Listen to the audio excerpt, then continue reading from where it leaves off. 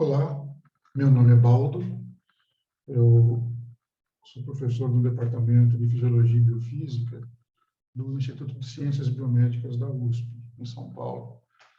E lá fica meu laboratório, o Laboratório de Fisiologia Sensorial Roberto Vieira, onde eu realizo uma pesquisa em neurociência. E hoje eu queria agradecer especialmente esse convite para participar do curso de capacitação e com um tema relacionado ao cálculo amostral. Quer dizer, o tamanho, como nós calculamos o tamanho de uma amostra, portanto, o número de indivíduos, sejam animais humanos ou não humanos, que precisam ser utilizados num experimento.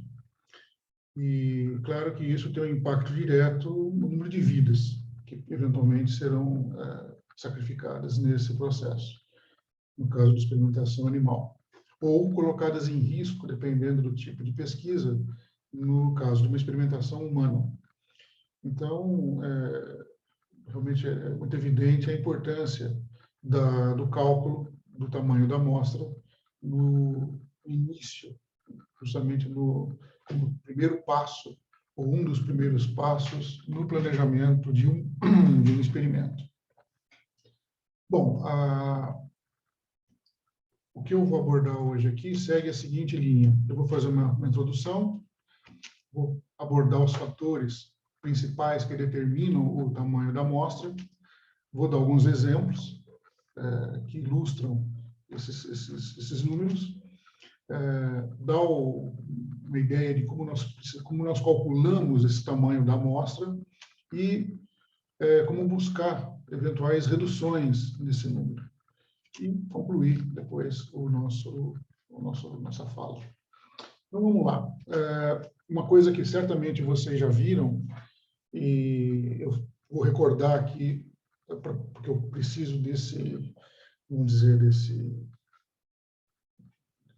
pano de fundo para o que nós vamos conversar hoje, e é justamente o fato de que, lá no século XX, essa Federação de Universidades para o Bem-Estar Animal, que é sediada no Reino Unido desde o início do século XX, ela comissionou um trabalho sob responsabilidade de dois pesquisadores, o William Russell e o Rex Burch, que durante alguns anos trabalharam nesse projeto relacionado a aspectos justamente digamos assim, de como reduzir ou como melhorar o bem-estar de animais usados em experimentação.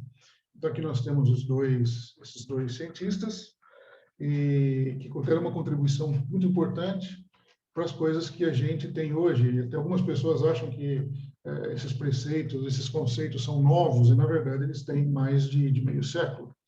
E esse projeto, realizado pelos dois, deu origem a um livro, cuja capa está reproduzida aqui, Os Princípios das Técnicas de Experimentação Animal, de 59, do século passado, e lá, nos capítulos 5, 6 e 7, eles definem e detalham com bastante riqueza 3 conceitos muito importantes, que é o conceito da substituição, da redução e do refinamento. Então, só recordando esses 3 pilares, na sua definição original, a substituição era definida como os métodos que evitam ou substituem o uso de animais. Atualmente, a ideia é você conceber o desenvolvimento e uso de modelos ou métodos que possam abordar questões científicas e que sejam relevantes sem o uso do animal.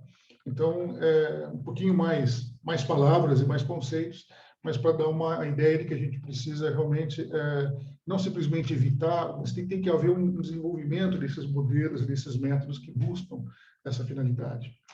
Na redução, originalmente definida como os métodos, empregar métodos que reduzam o número de animais em cada experimento, hoje tem uma leitura que almeja o planejamento e o delineamento de experimentos que sejam robustos e reprodutíveis. Isso é muito importante, eu vou voltar a falar de reprodutibilidade daqui a pouco, e que possam contribuir, de fato, para o conhecimento científico. Então, não é de certa maneira, reduzir, mas reduzir dentro de um planejamento que seja adequado e que seja robusto, no sentido de levar conclusões que sejam relevantes. E o refinamento é empregar métodos que minimizem o sofrimento e ampliem o bem-estar animal, originalmente. E hoje é buscar o bem-estar animal por meio da compreensão do seu impacto nos resultados experimentais. Quer dizer, como é que o bem-estar animal pode ser reduzido, pode ser aumentado, pode ser incrementado, mas principalmente como que o impacto disso, porque o bem-estar animal é fundamental para o experimento ser eficaz. Um experimento feito com um animal que seja colocado em condições de penúria ou de sofrimento, obviamente é um experimento comprometido.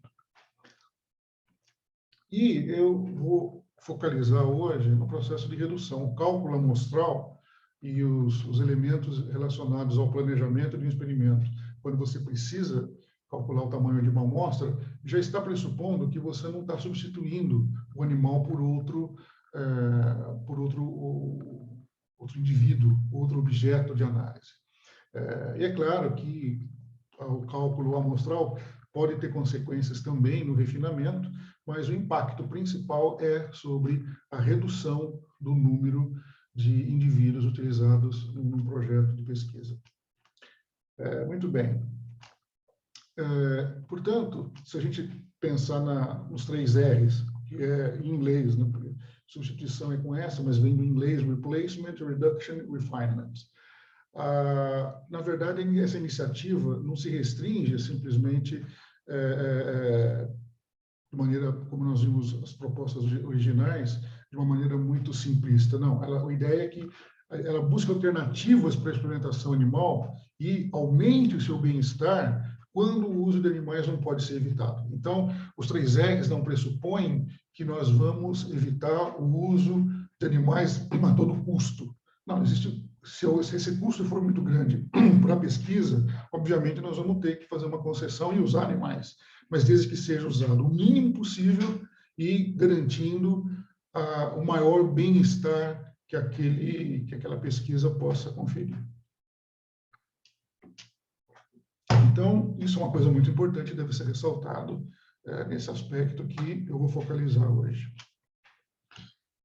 Uma definição de redução, talvez uma explicitação de redução, ela coloca que, obviamente, se refere aos métodos que minimizam o número de animais e que pode ser medido de várias maneiras, ou seja, tem várias maneiras que a gente pode reduzir o número de animais, enfim, não só com o cálculo do tamanho da amostra. E um segundo recurso é por meio de um controle da variabilidade dos animais, e isso tudo bem como de um cuidado maior com planejamento e análise. Essa definição não é minha, eu tirei, não lembro agora se está para referência, mas eu gostei dessa definição porque ela ressalta 3 aspectos que nós vamos abordar hoje aqui. Um é que ela fala que essa escolha depende de estratégias de pesquisa de toda uma linha de investigação. Eu já vou abordar isso daqui a pouquinho. A segunda coisa é um controle sobre a variabilidade dos animais utilizados. Nós vamos ver como que isso impacta o cálculo da amostra, o tamanho da amostra. E uma terceira coisa é o planejamento do experimento e a análise dos dados. Porque dependendo de como eu planejo o meu experimento, e principalmente como eu planejo a análise, por exemplo, estatística desses dados, isso também vai ter um impacto grande no número de animais que eu vou precisar usar num projeto. Muito bem. Eu gostaria, então, para poder introduzir esses aspectos, fazer aqui uma breve digressão num modelo simplificado de investigação científica. Então, o que eu vou apresentar agora, um diagrama simplista do que a gente, eventualmente, faz num projeto de pesquisa científica, que deve começar com uma pergunta. Uma pergunta é sempre o que deveria originar um projeto de pesquisa, e por pergunta, os sinônimos que existem são vários. A gente pode dizer que uma pergunta pode ser dentro de certo escopo. Também representada a palavra pergunta como uma tese, um problema, uma teoria, uma hipótese. Então, esses termos aqui são usados mais ou menos dentro do jargão científico, muitas vezes de forma intercambiável, para significar a mesma coisa, e que pode ser resumido como a pergunta científica que você quer responder.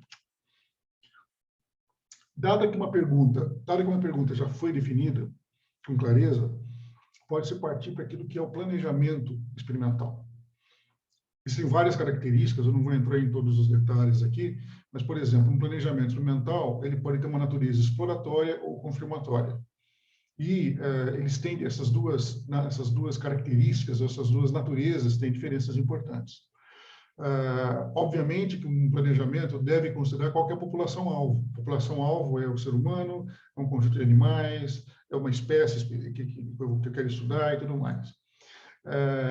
E o delineamento experimental e análise estatística é uma coisa fundamental para que eu possa ter clareza em relação ao procedimento que vai ser executado. Isso não pode ser uma coisa que seja improvisada e mudada ao longo do caminho. E duas coisas importantes que nós vamos ver aqui é a estimativa do tamanho do efeito, que eu quero encontrar, ou que eu espero encontrar, e a estimativa do tamanho da amostra. E muitas vezes, para isso, é necessário um estudo piloto, ou seja, um experimento que tem, essencialmente, as mesmas características do experimento principal que eu vou executar, mas que, naquele momento, não é o experimento que vai gerar os resultados finais, mas é um experimento piloto para permitir que eu possa fazer algumas estimativas e aí sim partir para um experimento principal. Alguém pode dizer assim, poxa, mas você não está gastando mais animais para fazer isso, perdendo mais tempo e gastando mais dinheiro? A resposta é sim, mas se isso é necessário e quando é necessário, é fundamental que seja feito, porque se não for feito, o experimento principal pode simplesmente levar a resultados que são vamos dizer, inócuos. E, claro, se isso acontece, ou até falsos, e se isso acontece, obviamente, a perda de vidas ali foi absolutamente inútil. Um planejamento experimental bem feito, obviamente, vai ser sucedido pela própria coleta dos dados. E ali a gente precisaria minimizar erros grosseiros, sistemáticos, aleatórios, evitar uma coisa que é pseudo-replicação, que é quando você está, por exemplo, tem experimentos que têm que ser feitos em vários animais, e em cada animal você vai fazer, por exemplo, o estudo de várias células. Então, você estuda, por exemplo, 30 células no mesmo animal, no mesmo dia, no mesmo experimento. Essas 30 células não são o número o N, o tamanho da amostra, não é o número de células, mas o tamanho da amostra, nesse caso, é o número de animais. Então, precisa tomar um certo cuidado quando você vai planejar um experimento para evitar isso. Isso pode, vamos dizer assim, levar a erros graves na estatística, na análise estatística, na interpretação dos resultados. Uma vez coletados, os dados vão passar por uma análise estatística descritiva, quando você descreve os dados por meio de gráficos, de médias, de padrão, enfim, eu vou falar de algumas coisas dessas daqui a pouco. E a inferencial é quando a gente vai testar uma hipótese, que também eu vou apresentar daqui a pouquinho para vocês. E, uma vez que os resultados foram analisados, em geral por um método estatístico, não necessariamente, mas frequentemente os dados na área biológica, esses dados são analisados por técnicas de análise estatística. A gente vai para uma etapa de síntese, ou seja, vamos interpretar os resultados, vamos ver se esses resultados confirmaram a minha tese inicial, a minha pergunta foi respondida, ou se aquilo que eu imaginava que eu fosse encontrar foi refutado, certo? Então, esse é um momento de grande importância intelectual, que é quando os dados, uma vez colhidos e uma vez analisados, estatisticamente, eles vão ser agora interpretados. E, a partir daí, vem a fase chamada de disseminação desses resultados. Então, por exemplo, por meio de publicações em congresso ou em revistas científicas, apresentação do trabalho em congressos, palestras que são dadas em diferentes lugares, e mesmo o seminário dentro de um grupo, de um laboratório. A própria troca de informação entre os membros de um mesmo laboratório, cada um compartilhando o que está fazendo e o que está encontrando no seu projeto de pesquisa, isso é fundamental e é onde a disseminação começa. E por que isso é importante? Porque em todos esses níveis de compartilhamento da informação, quer seja num laboratório, ou dentro do mesmo laboratório em que as pessoas estão trocando essas informações por meio de seminários semanais, por exemplo, ou em congressos internacionais, ou por publicações em revistas científicas, isso traz um retorno, isso traz uma apreciação crítica de quem está tendo acesso a essa informação. Por isso que é importante essa divulgação. E esse retorno, essa retroalimentação, vamos chamar assim, do público leitor e dos pares, dos cientistas que compartilham aquilo, vai levar, às vezes, a uma correção daquele planejamento instrumental, portanto, agora permitindo uma nova etapa desse grande projeto de pesquisa, ou desse projeto, e, eventualmente, até suscitar novas perguntas, que também vão ser respondidas, ou poderão ser respondidas, num outro projeto de pesquisa. Isso é denominado ciclo de investigação.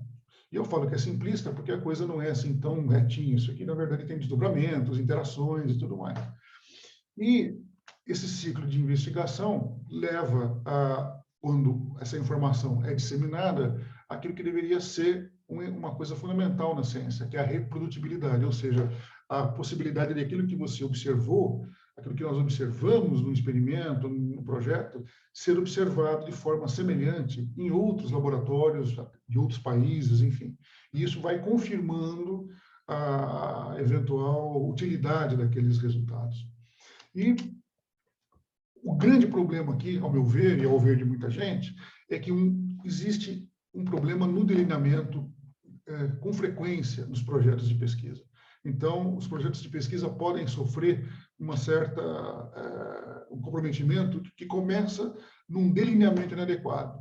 E esse delineamento inadequado vai poder levar a problemas em todas as etapas do seu ciclo de investigação. Por exemplo, na coleta de dados, eu não vou entrar em detalhes aqui nesses termos, porque não é o foco da nossa conversa hoje, mas, por exemplo, a randomização imperfeita, a ausência de cegamento, a pseudo-replicação, que eu já mencionei, tá certo? A análise estatística tem um baixo poder estatístico, que eu vou definir daqui a pouquinho. O poder estatístico é um conceito fundamental para a gente entender o cálculo da amostra, o tamanho amostral.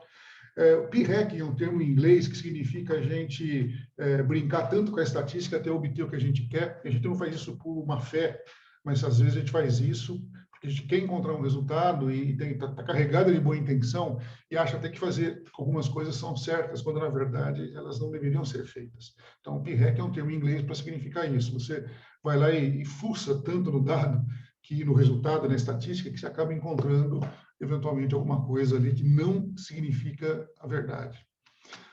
Hacking, outro termo em inglês, que significa você criar uma hipótese depois que você ouviu o resultado. Como a gente viu aqui, o nosso ciclo de investigação deveria começar com uma pergunta. E essa pergunta deveria dar origem a todo esse ciclo para ser respondida. E não você encontrar ou conceber essa pergunta depois que você viu algum resultado. Então, isso acontece também não por uma fé, mas porque a gente vai embalado num determinado tipo de rotina científica que às vezes não se dá conta desse processo.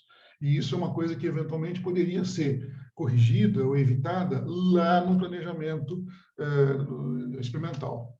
E é claro que a disseminação de resultados que são comprometidos também pode ser comprometida, e um desses é o viés de publicação, quando a gente só publica as coisas boas que a gente encontrou, ou só publica coisas que foram positivas e não resultados que foram negativos. Obviamente, isso compromete a reprodutibilidade, e hoje em dia a gente vive uma crise de reprodutibilidade que certamente vai ser abordada nesse curso, e, obviamente, leva a possíveis violações dos 3 R's, tá certo? E nos seus vários níveis. E é por isso que é fundamental que a gente tenha um planejamento instrumental adequado. E aí eu coloquei na cor verde justamente para realçar esse aspecto da necessidade do planejamento instrumental, que, quando bem feito, ele pode minimizar ou até evitar todas essas consequências nefastas ao longo do ciclo de investigação.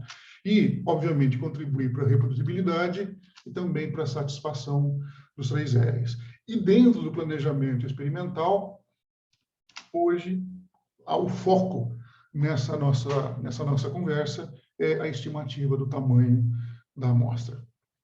Então, nesse primeiro momento é isso. Vamos ver agora na segunda parte como que a gente pode explorar esse aspecto. Até já.